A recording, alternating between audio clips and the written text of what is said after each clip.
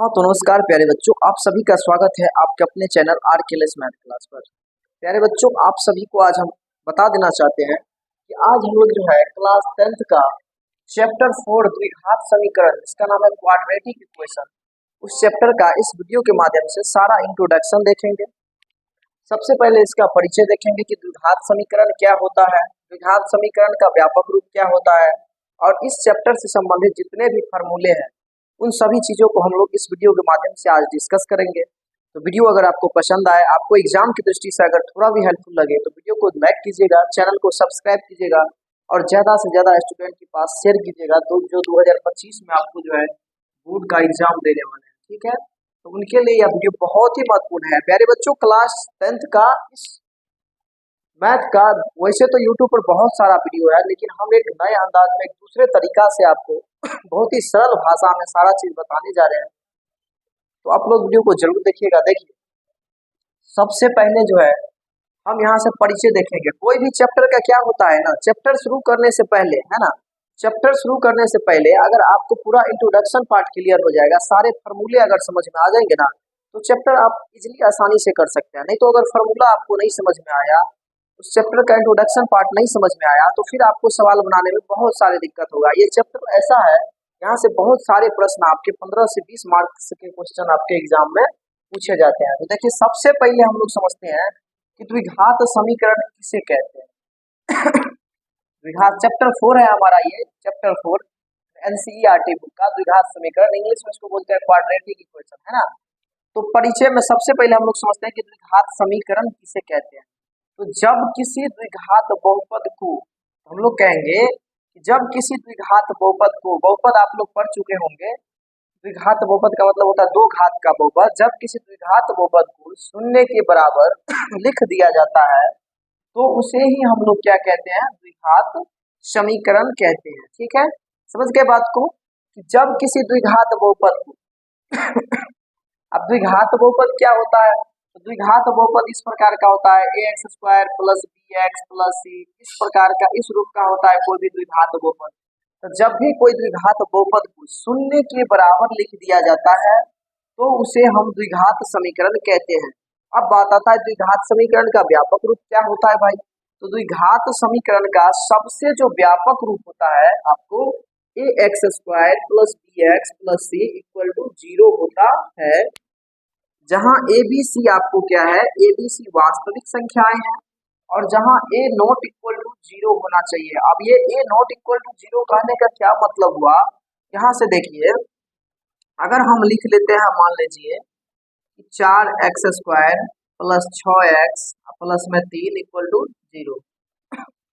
अब यहाँ पर a ≠ 0 कहने का मतलब, यहाँ पर a का जो गुणांक है मान लीजिए 4 है, अगर हम यहाँ पर 4 की जगह अगर 0 × x² कर देते हैं, a का मान अगर 0 रख देते हैं, अब + 6x + 3, इसको ऐसे अगर हम लिखेंगे तो यहाँ पर क्या मिलेगा मेरे भाई, इसका अगर 0 से गुना हो जाएगा तो ये सभी 0 हो जाएगा, अब + 6x + 3 = 0 हो जाएगा। तो यहाँ से क्या बचेगा, हमको बचेगा यहाँ से 6x + 3 बचेगा से। अब बताइए, क्या ये द्विघात समीकरण रहा। द्विघात समीकरण का मतलब होता है उसका पावर कितना होना चाहिए, 2 होना चाहिए था। अब तो ये द्विघात समीकरण नहीं न रहा, तो इसीलिए हम कहते हैं कि कभी भी द्विघात समीकरण में a का जो मान होगा वो 0 के बराबर नहीं होना चाहिए। तो ये यही बात है, इसको समझा कीजिए, ठीक है। अब जैसे हम देखिए, हम लोग जैसे देखिए 3x² + 5x + 4 = 0, x² - 4x + 5 = 0। द्विघात समीकरण क्यों के अधिकतम मूलों की संख्या 2 होती है। याद रखिएगा, एग्जाम में कई बार पूछा गया है कि द्विघात समीकरण के मूलों की संख्या कितनी होती है, तो द्विघात समीकरण के 2 मूल होती है। द्विघात समीकरण के अधिक से अधिक कितने मूल होते हैं, 2 मूल होते हैं। अगर वही बहुपद की अगर बात कर ले कि द्विघात बहुपद के कितने शून्यक होते हैं, तो वहां पर भी 2 होता है, कंफ्यूज नहीं कीजिएगा, वहां शून्यक होता है, यहाँ क्या होता है, मूल होता है।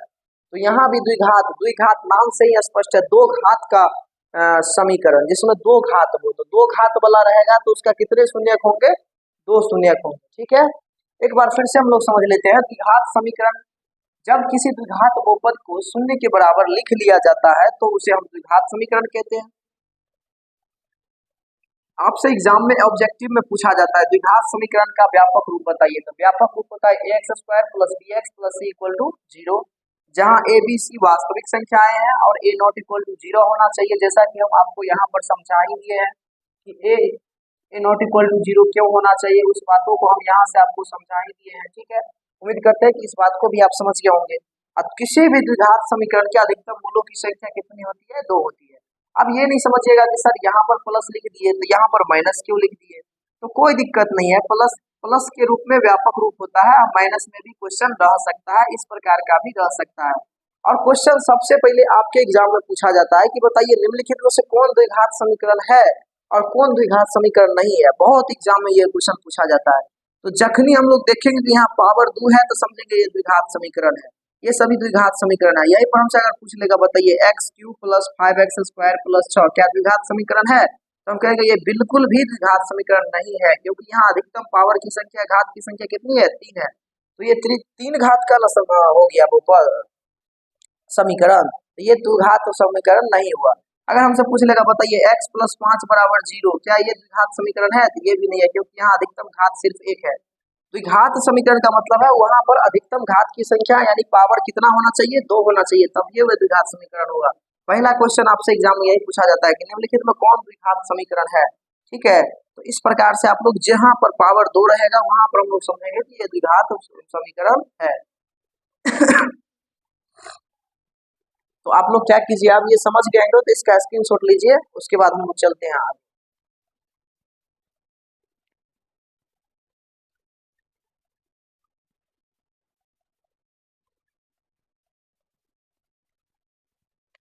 अब देखिए आपसे एग्जाम में इस तरह से क्वेश्चन एक नंबरी में पूछा जाता है। ये एक नंबर में प्रश्न, ऐसा प्रश्न 100% पूछे जाते हैं। कहेगा निम्नलिखित में से कौन द्विघात समीकरण है। ऑप्शन में रहेगा, मान लीजिए ए ऑप्शन में रहेगा आपको 4x cube plus 5x square minus 6x plus 7 बराबर 0, इस प्रकार से रहेगा। बी ऑप्शन में रहेगा आपको मान लीजिए x cube minus 4x square plus 5x बराबर 0। सी ऑप्शन में रहेगा x square minus 5x plus 6 बराबर 0, और डी ऑप्शन में रहेगा 4x प्लस 6 बराबर 0। इस प्रकार से आपके एग्जाम में प्रश्न पूछ लिए जाते हैं और 100% ये क्वेश्चन पूछे जाते हैं। तो देखिए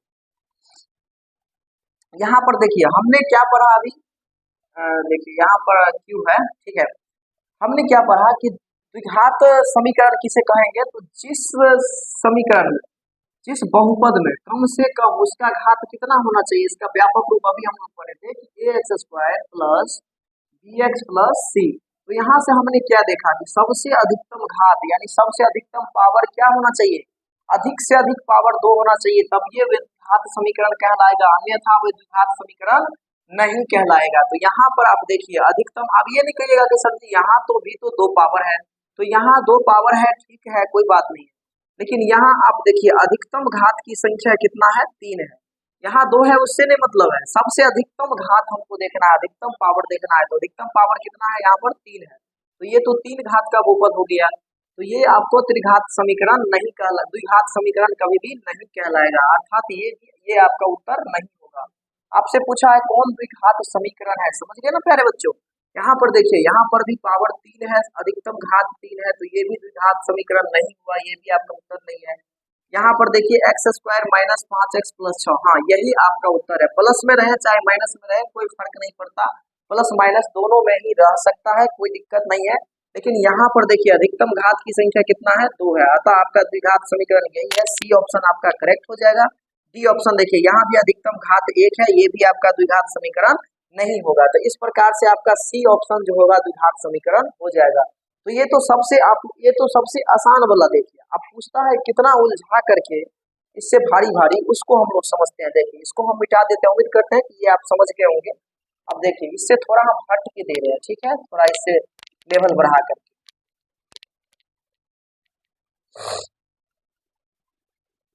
देखिए आपसे पूछ लिया जाएगा, आप ऑप्शन में रहेगा ये बराबर x square plus 5x plus 6, इधर रहेगा x प्लस 2 का होल स्क्वायर, ठीक है। और बी ऑप्शन में रहेगा 4x प्लस 5 बराबर 0, 4x प्लस 5 बराबर 0। सी ऑप्शन में रहेगा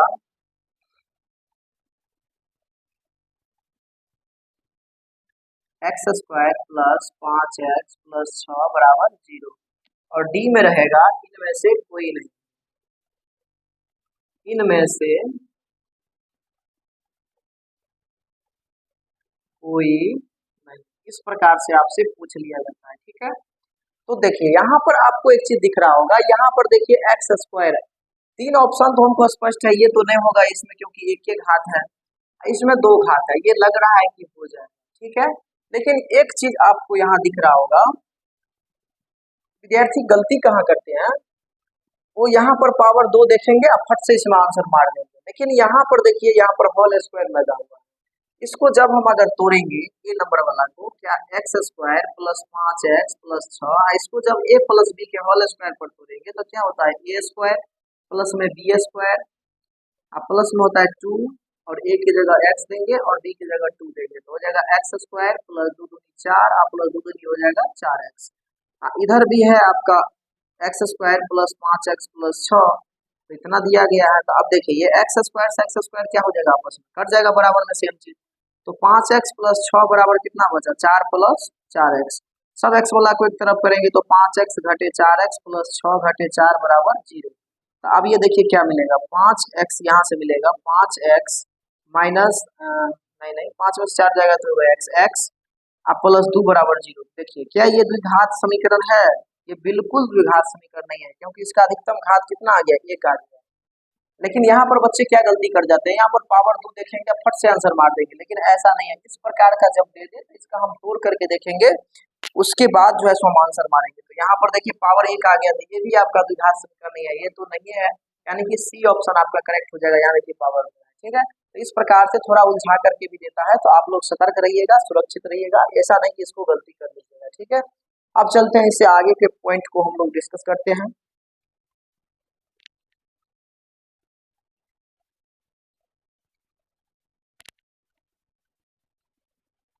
अब हम लोग जो है एक महत्वपूर्ण पॉइंट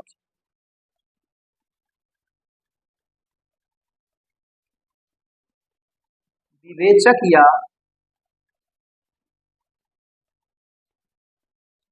विविक्तकर को समझते हैं। तो विवेचक या विविक्तकर को हम लोग जो है बड़ा डी से सूचित करते हैं, ठीक है। तो इसका जो सूत्र होता है डी इक्वल टू हो जाता है आपको d square minus 4ac, d equal to हो जाता है बी स्क्वायर माइनस 4ac, ठीक है।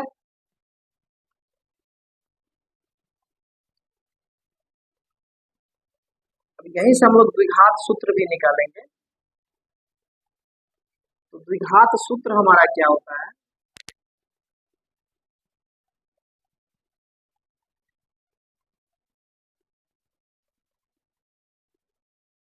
मूल x equal to minus b plus minus root under b square minus 4ac और बट्टा 2a, ठीक है। ये हो जाता है आपका formula.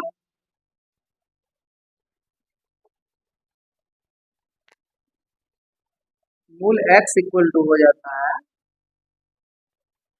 Minus b plus minus root under b square minus 4ac बट्टा 2a।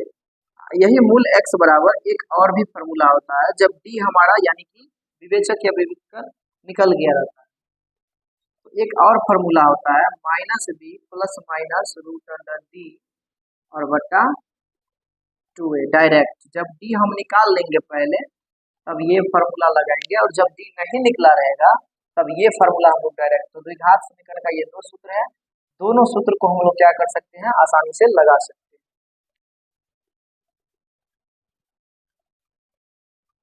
इसका भी आप लोग स्क्रीनशॉट लीजिए। इसके बाद हम लोग देखते हैं कि द्विघात समीकरण को हल करने की कितनी विधियां हैं, है ना।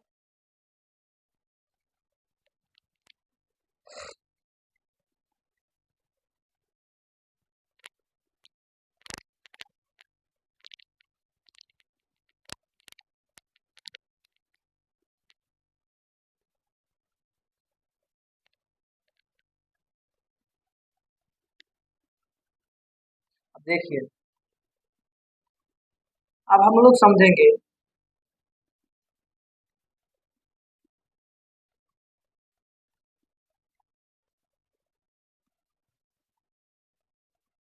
द्विघात समीकरण के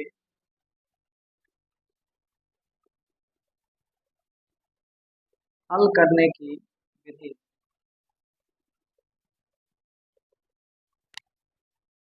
तो यहाँ पर द्विघात समीकरण को हल करने की तो कई विधि है, लेकिन हम लोग तीन चार विधि के बारे में जानेंगे। तो सबसे पहला विधि होता है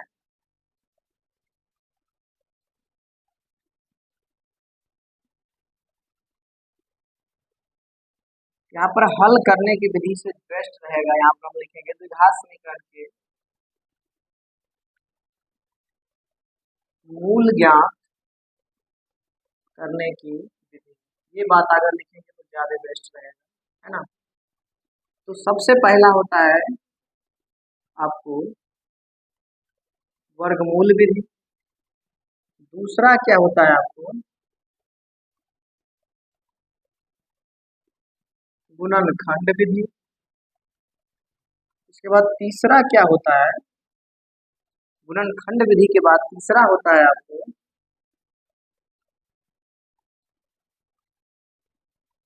द्विघात सूत्र द्वारा, द्विघात सूत्र से। उसके बाद चौथा आपको होता है पूर्ण वर्ग विधि। क्या होता है, पूर्ण वर्ग विधि।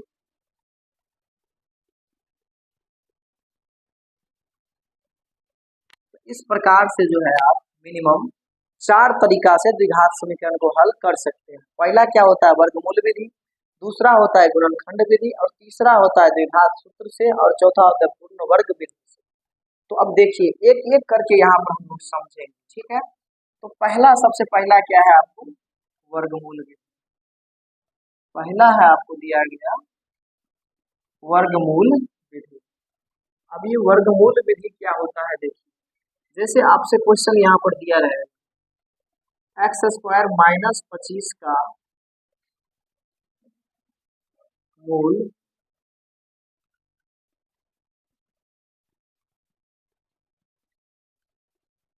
वर्गमूल विधि से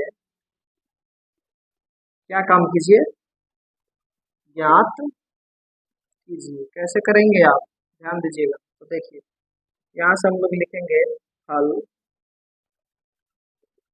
क्या दिया गया है कि एक्स स्क्वायर माइनस 25 बराबर हम लोग क्या कर लेंगे जीरो, क्योंकि द्विघात समीकरण को हम लोग परिभाषा नहीं पढ़ चुके हैं। जीरो के बराबर जब तक नहीं करेंगे तो द्विघात समीकरण नहीं कहलाएगा। जब तक जीरो के बराबर नहीं करेंगे तो वो द्विघात समीकरण नहीं कहलाएगा। द्विघात बहुपद को जब द्विघात जीरो के बराबर लिखा जाता है तब उसे हम लोग द्विघात समीकरण कहते हैं। तो जीरो के बराबर लिख लिए, अब ये हो गया द्विघात समीकरण। अब देखिए यहाँ से क्या करेंगे, एक्स स्क्वायर बराबर ये माइनस उस साइड जाएगा तो क्या हो जाएगा 25 हो जाएगा प्लस में। अब यहाँ से हम एक्स रखेंगे तो यहाँ पर लगाएंगे प्लस माइनस रूट, स्क्वायर हटेगा तो यहाँ क्या लगेगा रूट। कहिएगा प्लस माइनस क्यों लगाए हैं, तो प्लस माइनस इसलिए लगाए हैं क्योंकि द्विघात समीकरण का हम लोग पढ़ करके आए हैं पीछे से कि कितने मूल होते हैं। तो द्विघात समीकरण के दो मूल होते हैं। तो अगर हम प्लस माइनस नहीं लगाएंगे तो 25 का वर्गमूल कितना हो जाएगा, सिर्फ 5 होगा। तो सिर्फ 5 होगा तो सिर्फ एक मूल ही होगा ना, लेकिन हमको तो दो मूल चाहिए, तो इसीलिए प्लस माइनस लगाएंगे। तो अब यहाँ पर x बराबर हो जाएगा प्लस माइनस 25 का वर्गमूल कितना होता है 5 होता है। तो x बराबर यहाँ पर क्या हो जाएगा, एक 5 प्लस में हो जाएगा और एक 5 हो जाएगा आपको क्या चीज माइनस में। इस प्रकार से यहाँ पर मूल क्या हो गया, अतः यहाँ पर जो मूल हो गया हम लोग लिखेंगे मूल x बराबर 5 कॉमा माइनस 5। यही इस क्वेश्चन का क्या हो गया, आंसर हो गया। उम्मीद करते हैं कि आप बहुत ही अच्छे से समझ गए होंगे। इसका स्क्रीनशॉट लीजिए, फिर हम लोग समझेंगे गुणनखंड विधि, ठीक है। तो उम्मीद करते हैं इसका स्क्रीनशॉट आप लोग ले लिए होंगे। अब हम लोग इसको सीखते हैं कि गुणनखंड विधि क्या होता है।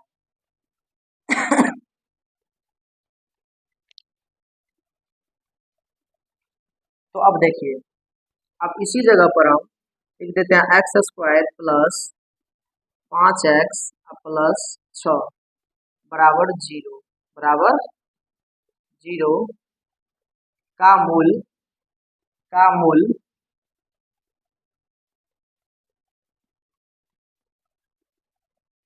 गुणनखंड विधि से ज्ञात करें। किस विधि से ज्ञात करें? गुणनखंड विधि से ज्ञात करें। तो देखिए सबसे पहले क्या दिया गया है प्रश्न से, x square plus 5x plus 6 बराबर 0।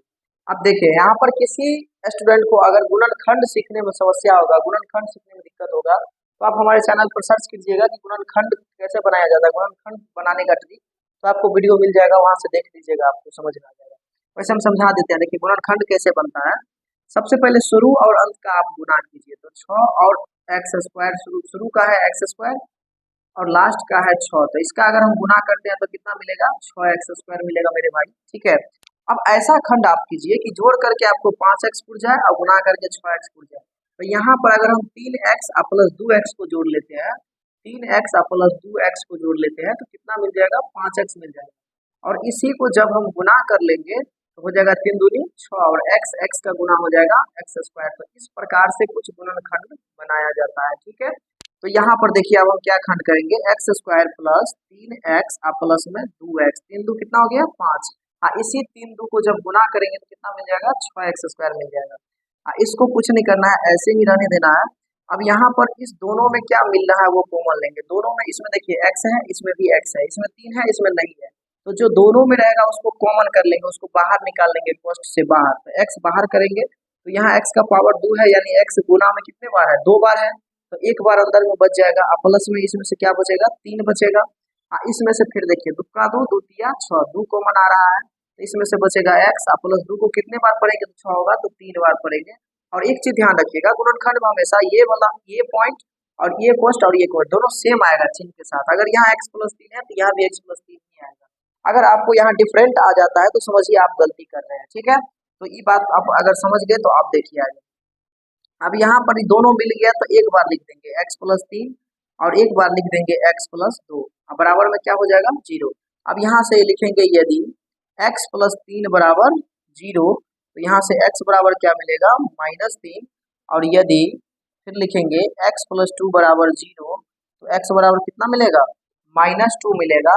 इस प्रकार से यहाँ पर इसीलिए मूल क्या हो गया? मूल हो गया यहाँ पर जो है एक निकला -3 और एक निकला -2, तो यही हो गया इस द्विघात समीकरण का क्या हो गया?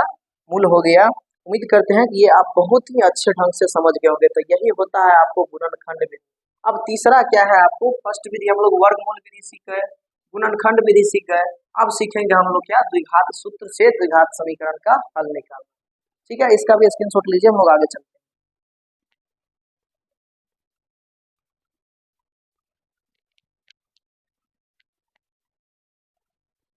तो चलिए इसका भी ले लिए, तो अब हम लोग आगे चलते हैं। ठीक है,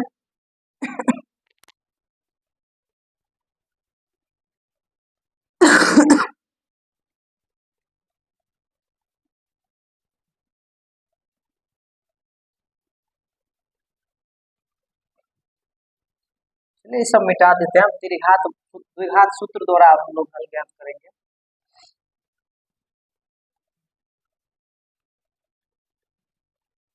तो देखिए आपका तीसरा जो विधि है, तीसरा विधि है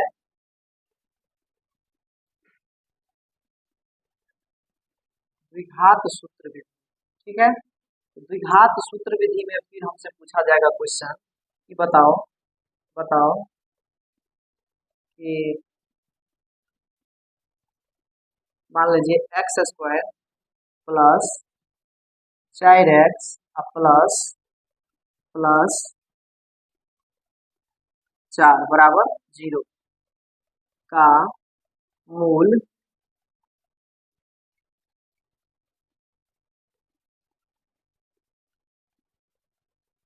द्विघात सूत्र से ज्ञात करें। देखिए कैसे करें। सबसे पहले क्या दिया गया है? तो हमको दिया गया है x² प्लस 4x प्लस 4 बराबर 0। अब इसको हम लोग क्या करेंगे? देखिए हम लोग पढ़े थे द्विघात समीकरण का अभी व्यापक रूप ax² plus bx plus c बराबर 0। ठीक है, अब यहाँ से अगर हम इससे क्या करेंगे, तुलना कर लेंगे इसका, तुलना करने पर।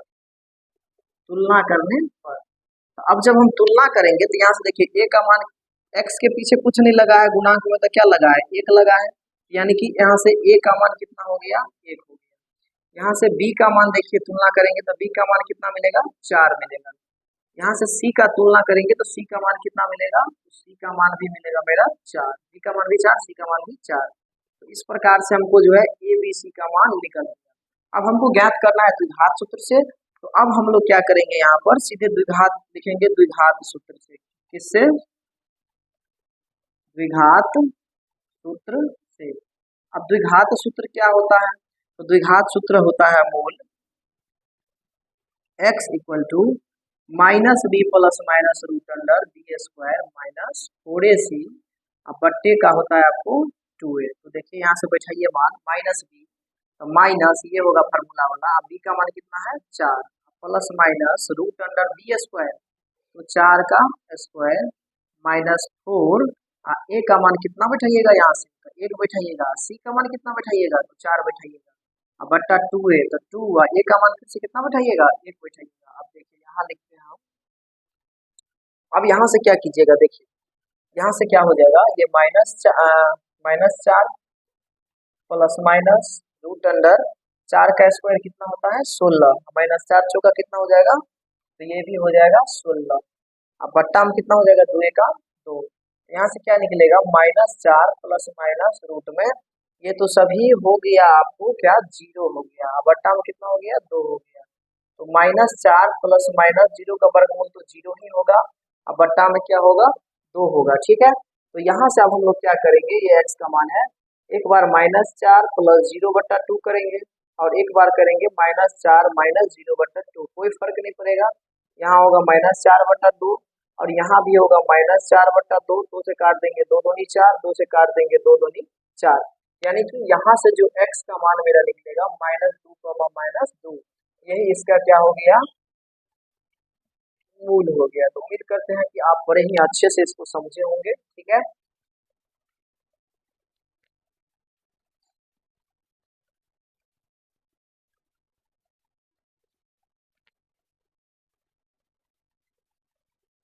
देखिए हम क्या काम करते हैं, इसको एक बार और समझा देते हैं, आप लोग ध्यान से समझिएगा। देखिए ये दिया गया है सवाल, सबसे पहले क्या करेंगे, हम इसको उतार लेंगे, अब इसको ax square plus b x plus c बराबर 0 से तुलना करें। तुलना करने पर क्या होगा, ए का मान किसके बराबर होगा, यहाँ 1 के, बी का मान किसके बराबर होगा 4 के, सी का मान किसके बराबर होगा 4 के।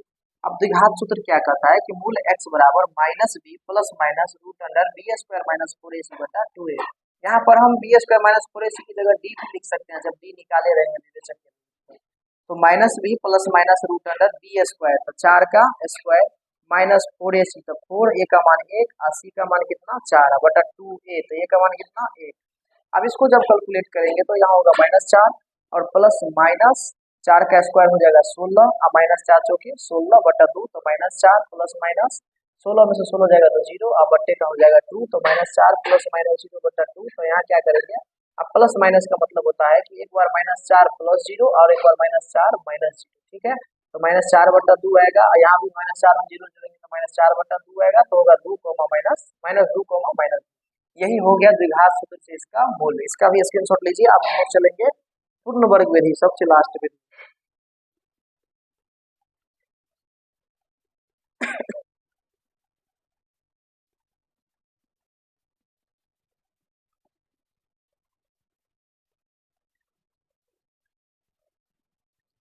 तो इसका स्क्रीनशॉट आप लोग ले लिए, तब हम इसको मिटाते हैं, इसको मिटा देते हैं।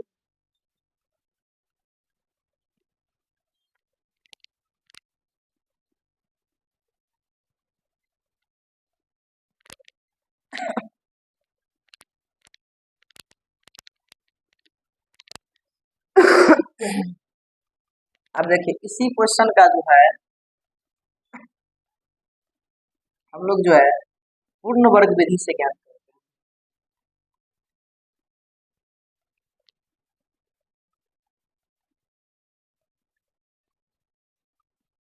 पूर्ण वर्ग विधि सबसे ज्यादा इम्पोर्टेंट यही है, ये MBBI इसको लगा लीजिएगा, बहुत ज्यादा एग्जाम में पूछा जाता है, ठीक है। MVVI इसको लगा लीजिएगा, मोस्ट वेरी वेरी इंपॉर्टेंट। ये चौथा चौथा विधि है। 3 विधि हम लोग ऑलरेडी सीख चुके हैं। कहेगा इतना का मूल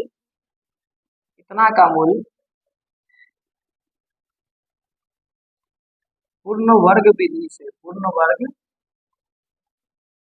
विधि से ज्ञात करें। तो देखिए क्या कीजिएगा, यहाँ पर करना कुछ नहीं है मेरे भाई। यहाँ पर देखिए प्लस है तो हम a प्लस बी का होल स्क्वायर लगाएंगे इसमें। यहाँ पर देखिए x है तो x को स्क्वायर, हम x स्क्वायर को x का स्क्वायर ऐसे लिख सकते हैं। अब प्लस है यहाँ पर तो देखिए a प्लस बी का होल स्क्वायर क्या होता है, a प्लस बी का होल स्क्वायर होता है a square plus 2ab plus b square. तो इसी फार्मूला पर क्या करना है, आपको सेट करना है। तो कैसे देखिए, ए स्क्वायर प्लस क्या होता है फार्मूला में, यहाँ पर प्लस रहेगा तो प्लस ही देंगे, ए प्लस बी का होल स्क्वायर लगाएंगे। अगर यहाँ माइनस रहेगा तो ए माइनस बी का होल स्क्वायर लगेगा। ठीक है, तो देखिए प्लस क्या होता है 2ab, तो 2 ए की जगह पर आप x को रख देंगे। ठीक है, अब b के जगह पर कितना रखेंगे कि हमको 4 पुर जाए, b के जगह कितना रखे कि 4 पुर जाए, तो 2 ऑलरेडी पूरल है फार्मूला से, और b के जगह अगर हम 2 रख देते हैं तो 2 दूनी 4x पुर जाएगा, तब 2a b हो गया। अब जो b के रूप में लिखे उसी का फार्मूला में क्या होता है b square, a square plus 2ab plus b square. अब जो यहाँ प्लस में लिखे उसी को फिर क्या काम कीजिए, एक बार माइनस में लिख दीजिए। ठीक है, उसके बाद जो बचा हुआ है 4 उसको लिख दीजिए, बराबर में क्या कर दीजिए 0 कर दीजिए।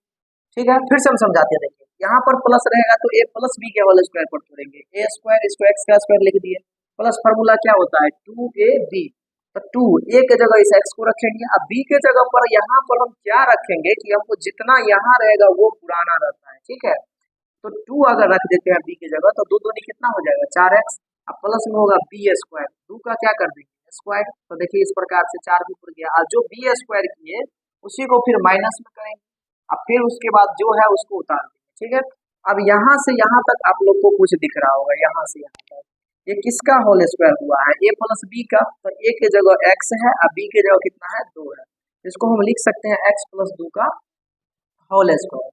हाँ, इसको हम लोग क्या करेंगे, इस दोनों को उस साइड लेके चल जाएंगे, तो माइनस 2 का स्क्वायर उस साइड जाएगा तो प्लस में हो जाएगा 2 का स्क्वायर। हाँ, ये चाहे उधर जाएगा तो ये भी हो जाएगा माइनस, चाहे इधर प्लस में उधर जाएगा तो माइनस में। तो यहाँ पर x प्लस 2 का होल स्क्वायर होगा तो क्या होगा, यहाँ पर 2 दूनी 4 और माइनस 4, यानी कि x प्लस 2 का होल स्क्वायर बराबर क्या मिलेगा, 4 में से 4 जाएगा तो 0 हो जाएगा। तो यहाँ से देखिए अब x प्लस 2 का होल स्क्वायर का क्या मतलब, इसको आप लोग क्या बार लिखिएगा 2 बार लिखिएगा, कोई दिक्कत नहीं है। बराबर में क्या है 0 है, तो बराबर में 0 है तो अब यहाँ से क्या कीजिएगा, लिखिएगा कि यदि x प्लस 2 बराबर 0 तो x बराबर क्या आ गया -2, अब पुनः x प्लस 2 बराबर 0 तो x बराबर क्या आया -2, तो इसीलिए मूल x इक्वल टू कितना आ गया -2, -2। अब आप लोग बताइए, अब ये हम लोग गुणनखंड द्विघात सूत्र विधि से ज्ञात किए थे, तब भी इसका आंसर -2, -2 ही आया था। तो किसी विधि से आप ज्ञात कीजिएगा आंसर सेम आएगा, बट एग्जाम में आपको जिस मेथड से कहेगा बनाने के लिए, जिस विधि से कहेगा उसी विधि से बनाना पड़ेगा, नहीं तो आपको नंबर एग्जाम में कट जाएंगे। ठीक है, तो यहाँ पर -2, 2 आ गया, तो इस प्रकार से आप इस क्वेश्चन को सॉल्व जो है सो कर सकते हैं बड़ी आसानी पूर्वक। तो इस प्रकार हम लोग जो है सो 4 द्विघात समीकरण के मूल ज्ञात करने की जितने भी विधि था चारों विधि को समझ गए। अब एक पॉइंट और बचा है आपको, वो है मूलों की प्रकृति, जो बहुत इंपॉर्टेंट है, वहां से ऑब्जेक्टिव सब्जेक्टिव सब पूछे जाते हैं। तो इसका आप लोग स्क्रीनशॉट लीजिए, फिर आगे के पॉइंट को हम लोग डिस्कस करते हैं।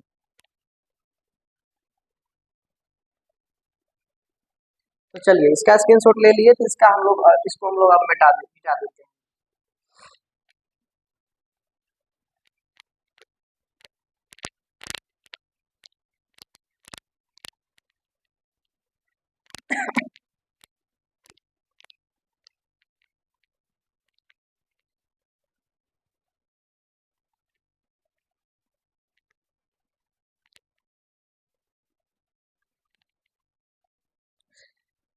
तो देखिए प्यारे बच्चों, अब हम लोग इसमें क्या करेंगे, देखिए द्विघात समीकरण के मूलों की प्रकृति तथा मूलों की मान। ठीक है, सबसे इम्पोर्टेंट ये है। ठीक है, यहाँ इसको आप जितना कहिए उतना MVVI है। ठीक है, यहाँ से आपको ऑब्जेक्टिव से लेकर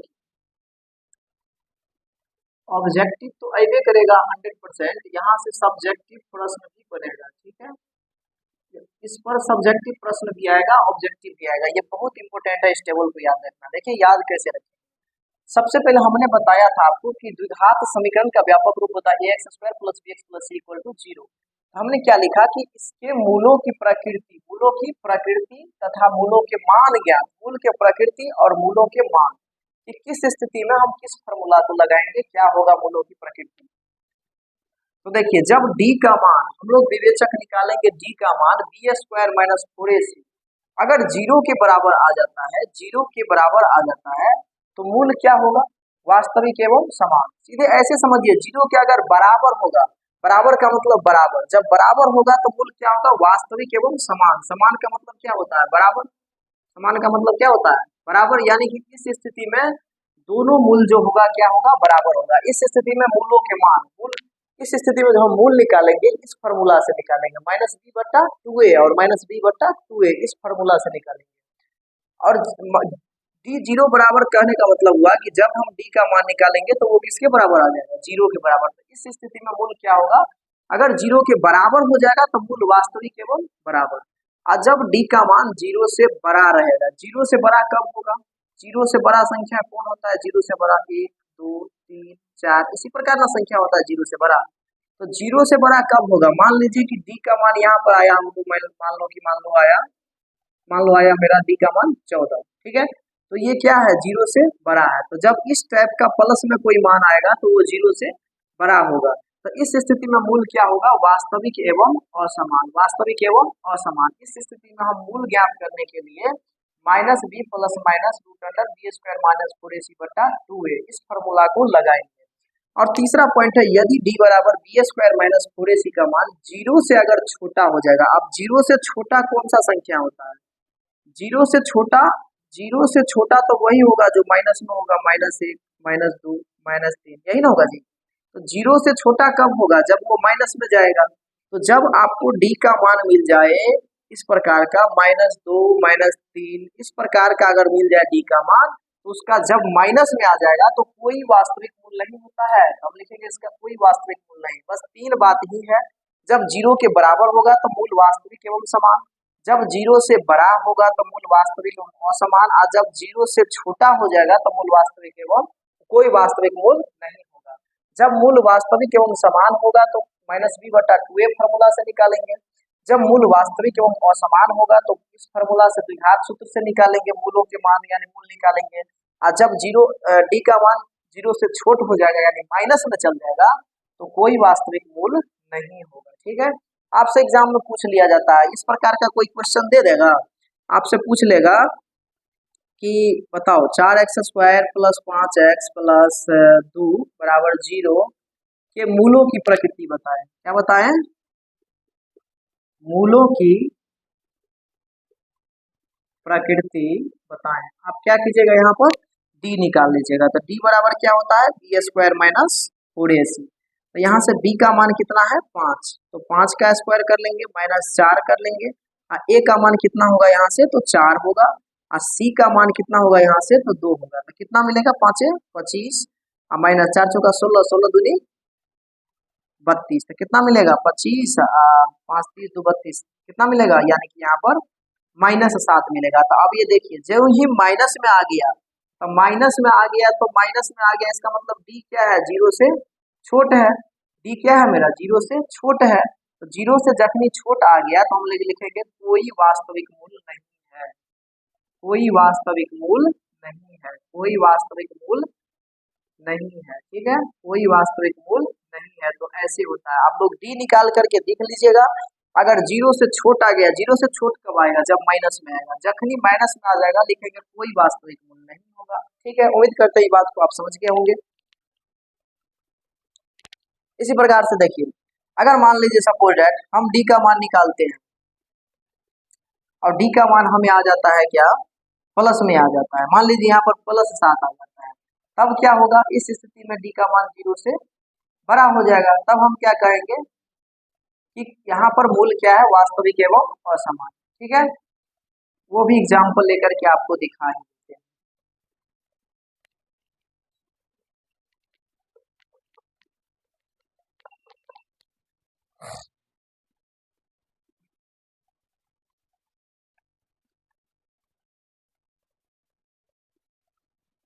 मान लीजिए 8x² plus plus x plus 2 बराबर 0।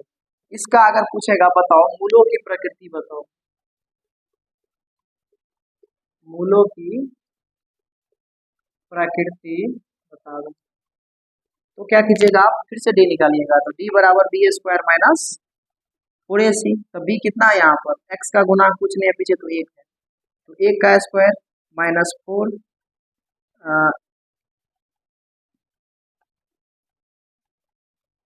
और a का मान कितना आ जाएगा, तो a का मान आ जाएगा 8, ठीक है।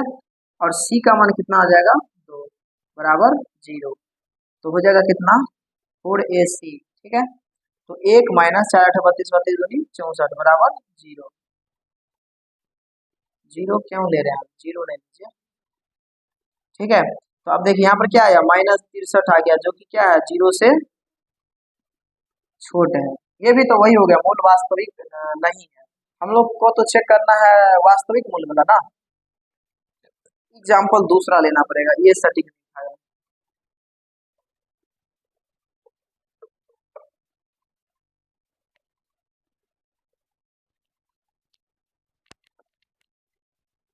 देखिए हम लोग दूसरा एग्जाम्पल लेते हैं, x² minus plus 8x plus 1 बराबर 0 के मूलों की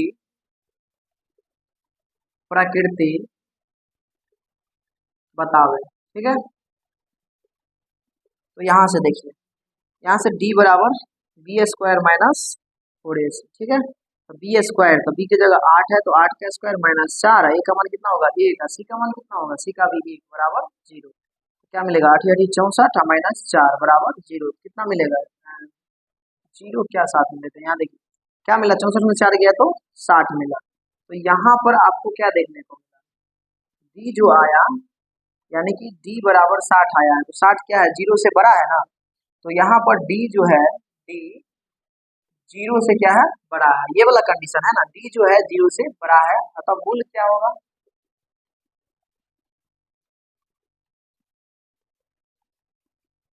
देखेंगे मूल वास्तविक एवं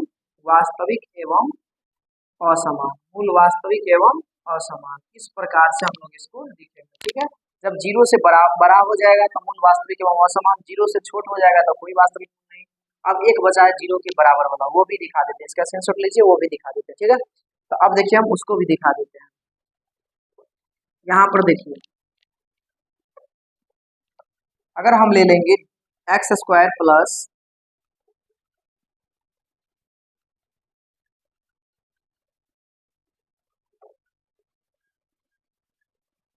4x प्लस 4, ठीक है। तो अब d बराबर क्या हो जाएगा b² माइनस 4ac, तो b² तो 4 का स्क्वायर माइनस 4, a का मान 1 और c का मान कितना हो जाएगा 4। तो यहाँ क्या मिलेगा 4 चौका 16 माइनस 4 चौका 16, क्या आ गया 0। तो चूंकि यहाँ पर d का मान क्या हो गया 0 के बराबर, अतः मूल क्या हो गया, जब d 0 के बराबर होता है तो मूल वास्तविक एवं